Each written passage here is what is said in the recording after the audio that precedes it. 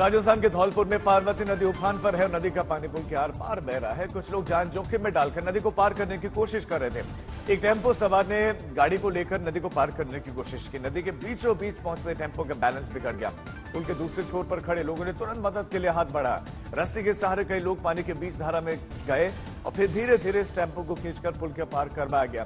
Tempo के पीछे एक जेसीबी भी आ रही थी और वो भी लगभग 3 फीट तक पानी में डूब गया, लेकिन सही सलामत वो नदी को पार कर गया और ग्रामीणों ने जान जोखिम में डालकर टेम्पो और उसमें सवार लोगों को बचाया। पार्वती नदी उफान पर है, कई गांवों का इससे संपर्क टूट गया है।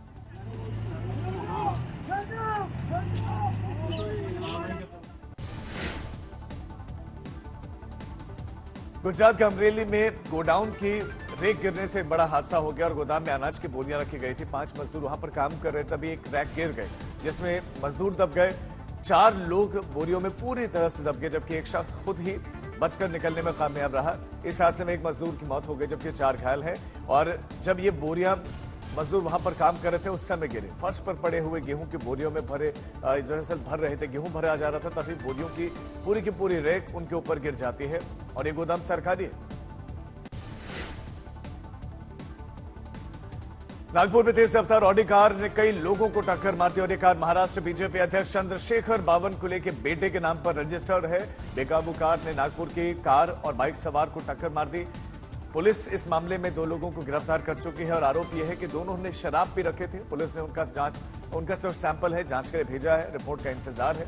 उधर महाराष्ट्र बीजेपी अध्यक्ष ने स्वीकार कर लिया है कि कार उनके बेटे की ही है। महाराष्ट्र में एक बार फिर नशे और रफ्तार का कॉकटेल दिखा। नागपुर में एक बेकाबू ऑडी कार ने अलग अलग जगहों पर कई गाड़ियों को निशाना बनाया। इस हादसे में कई लोग घायल हो गए।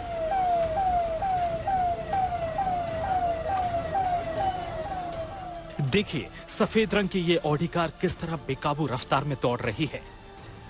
पहले ऑडी ने इस कार को टक्कर मारी, फिर दूसरी कई गाड़ियां इसकी बेलगाम रफ्तार का शिकार बन गई। शिकायत के बाद पुलिस ने कार के ड्राइवर और साथ में मौजूद दूसरे शख्स को गिरफ्तार कर लिया है। गिरफ्तार आरोपियों के नाम अर्जुन हावरे और रोनित चिंतनवार है। बताया जा रहा है कि दोनों बियर बार से लौट रहे थे। हालांकि कार चला रहा शख्स नशे में था या नहीं, इसकी पुष्टि अभी नहीं हुई है। रात की घटना है, सेंटर पॉइंट होटल के सामने ये घटना हुई है। एक कार ने 2 कार और एक बाइक को डैश करके वो भाग गई है और भाग गई थी। जख्मी कोई नहीं था उसमें और उसका गुना दाखिल कर दिया है। दोनों आरोपियों को अरेस्ट भी कर दिया और मेडिकल जांच भी करवा ली है। आगे की कार्रवाई चालू है और आरोपी के नाम अर्जुन हावरे और रोनित चिंतनवार है। अब इसमें बावनकुले के लड़के का नाम नहीं है क्या? अभी तपास में ऐसा कुछ आया नहीं है, देखेंगे। ये घटना इसलिए और सुर्खियों में है क्योंकि ऑडी कार महाराष्ट्र बीजेपी के अध्यक्ष चंद्रशेखर बावनकुले के बेटे संकेत बावनकुले के नाम पर रजिस्टर्ड है। ये जानकारी सामने आने के बाद से विपक्ष हमलावर है, लेकिन महाराष्ट्र बीजेपी अध्यक्ष चंद्रशेखर बावनकुले पूरे मामले की निष्पक्ष जांच की बात कह रहे हैं। मणिपुर में हालात तनावपूर्ण है। इम्फाल में बीती रात हजारों की संख्या में महिलाएं सड़कों पर उतर आई। हाथों में मशाल लेकर महिलाओं ने जुलूस निकाला और शहर के प्रमुख चौक चौराहों तक मार्च किया गया। इस दौरान पुलिस और पैरामिलिट्री फोर्सेस अलर्ट मोड पर रहीं। मणिपुर पुलिस ने बताया कि शाम को फायरिंग की घटना भी हुई और प्रदर्शनकारियों का एक समूह राजभवन की ओर जा रहा था। मना करने पर हिंसक हो गया, जिसके बाद से बलपूर्वक उन्हें भगा दिया गया।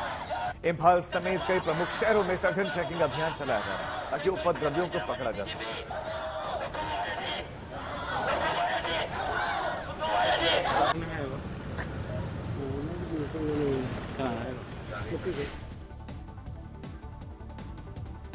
मणिपुर के कांगपोकपी में उपद्रवियों ने सीआरपीएफ कैंप पर हमला कर दिया और हथियारबंद लोगों ने जवानों पर फायरिंग कर दी। गाड़ियों में आग लगा दी गई और हथियार लूटने की कोशिश भी की गई, लेकिन वो सफल नहीं हो सके। समय रहते सीआरपीएफ ने मोर्चा संभाला और उसके बाद हमलावर भाग गए। इस घटना के बाद से केंद्रीय सुरक्षा बल ने सख्ती बढ़ा दी है। कई इलाकों में कॉम्बिंग करके हमलावरों को पकड़ने की कोशिश की गई। गवर्नमेंट ऑफ इंडिया ने सीआरपीएफ और अन्य बलों को भेज दिया है। आप देखिएगा बहुत जल्दी आपको परिवर्तन नजर आएगा। कहीं चूक नहीं है। चीजों को व्यवस्थित करने में थोड़ा समय लगता है, चीजों को सिंक्रोनाइज करने में थोड़ा समय लगता है। बस वही हो रहा है। बहुत जल्दी आपको रिजल्ट्स दिखाई देंगे। यूपी के देवरिया में राजस्व निरीक्षक पर सभासदों ने हमला कर दिया। पालिका दफ्तर में रेवेन्यू इंस्पेक्टर हिमांशु गुप्ता अपना काम कर रहे थे, तभी सभासद अपने गुर्गों के साथ में पहुंच जाता है। ऑफिस में घुसते ही गाली गलौज शुरू हो जाती है। वहां पर कुछ महिलाएं भी थी, लेकिन हमलावरों ने किसी का ख्याल नहीं रखा, हमला कर दिया। 3-4 लोगों ने मिलकर रेवेन्यू इंस्पेक्टर की बुरी तरह से पिटाई कर दी। ऑफिस में कई और लोग भी मौजूद थे, लेकिन किसी ने बीच बचाव की कोशिश तक नहीं की। देर तक ये पिटाई करते रहे। हमलावरों में से किसी शख्स ने मामला शांत करवाने की कोशिश की। रेवेन्यू इंस्पेक्टर की शिकायत पर सभासद अरुण यादव समेत 3 नामजद और कई अज्ञात के खिलाफ मुकदमा दर्ज कर लिया गया है। हमलावरों में 2 लोग ऐसे भी थे जो सभासद पति हैं। पुलिस तलाश इनकी कर रही है और पुलिस ने जांच के बाद कार्रवाई की बात कही।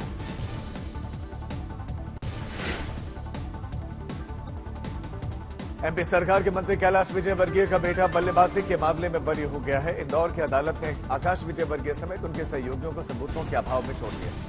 विजयवर्गीय ने जून 2019 में इंदौर नगर निगम के कर्मचारी की बल्ले से पिटाई की थी और उन दिनों ये विधायक हुआ करते थे। आकाश विजयवर्गीय सरकारी कर्मचारी को तब तक बैट से पीटते रहे जब तक लोगों ने बीच बचाव नहीं किया। उस समय पूरी दुनिया ने इस वीडियो को देखा कि कैसे एक जनप्रतिनिधि सरकारी कर्मचारी को पीट रहा है, लेकिन कोर्ट ने इसे सबूत मानने से इनकार कर दिया और आकाश विजयवर्गीय को छोड़ दिया। जिस सरकारी कर्मचारी पर आकाश विजयवर्गीय ने हमला किया था, उसने भी कोर्ट में कह दिया था कि उसने नहीं देखा कि किसने हमला किया और इस प्रकार वो शख्स कानून के फंदे से बच निकला जिसने दिन दहाड़े सैकड़ों लोगों के सामने एक सरकारी कर्मचारी को पीटा था। इनके खिलाफ एक प्रूफ था जिसके लेकर प्रोसिक्यूशन बहुत ज्यादा सिंथेटिक था कि ये प्रूफ बहुत ज्यादा ऑथेंटिक है, लेकिन उस प्रूफ को माननीय न्यायालय द्वारा मानने से इनकार कर दिया गया है। वो एक वीडियो फुटेज थी, लेकिन उस वीडियो फुटेज के संबंध में किसी भी आधार पर यह नहीं कहा जा सकता कि ये वीडियो किसके द्वारा बनाया गया, कब बनाया गया और ये किसने बनाया है। उसकी वास्तविकता के संबंध में कोई भी प्रमाणिकता नहीं थी।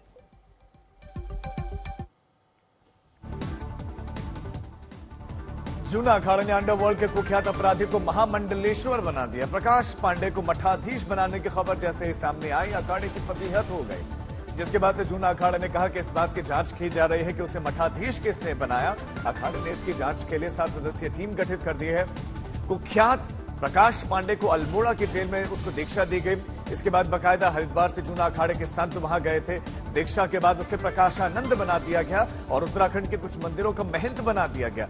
जूना अखाड़ा के संरक्षक ने कहा कि अगर पैसा लेकर किसी ने उसे मठाधीश बनाया है तो गलत है। बाकी उसने क्या अपराध किया, उससे जुड़े हुए हमें कोई वास्ता नहीं है, वो अदालत देखेगा। अखाड़े ने यह भी कहा कि ये महामंडलेश्वर से नहीं बनाया गया, जबकि जिन साधुओं ने जेल में दीक्षा दी उन्होंने कहा कि प्रयागराज कुंभ में घोषणा हो जाएगी। प्रकाश पांडे इस समय अल्मोड़ा की जेल में बंद है, उसे उम्र कैद की सजा हुई है और कुख्यात अपराधी है। कहना क्या है, उन्होंने दीक्षा ली है, उनकी इच्छा थी कि धार्मिक क्षेत्र में जाया जाए और धार्मिक भावनाएं लाई जाए कि जो अंदर और भी हैं उनको भी एक अच्छी प्रेरणा मिले, एक सीख मिली और उनकी इच्छा थी कि धारणा थी अंदर से कि हमको दीक्षा दी जाए। तो हमने श्री पंचदशनाम जूना अखाड़े की ओर से उनको अभी दीक्षा दी गई है। आगे जो भी कार्रवाई होगी, कुंभ नजदीक में 2025 प्रयागराज कुंभ आ रहा है, तो हाँ उनको देखा जाएगा कि आगे जो भी आगे की प्रतिक्रियाएं आगे करी जाएंगी। कोई सनातनी है, वो कुछ भी अपराध, कानूनी मामला है, उसको अदालत दंड देगी। अदालत सिफारिश तो कर नहीं रहे, कानून सिफारिश कर नहीं रहे, उत्तराखंड सिफारिश तो कर नहीं सकते, अगर ईश्वर से तो कामना कर सकते हैं।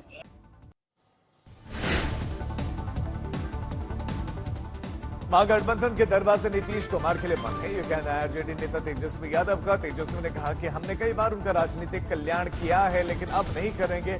उनके लिए महागठबंधन के दरवाजे हमेशा के लिए बंद होंगे।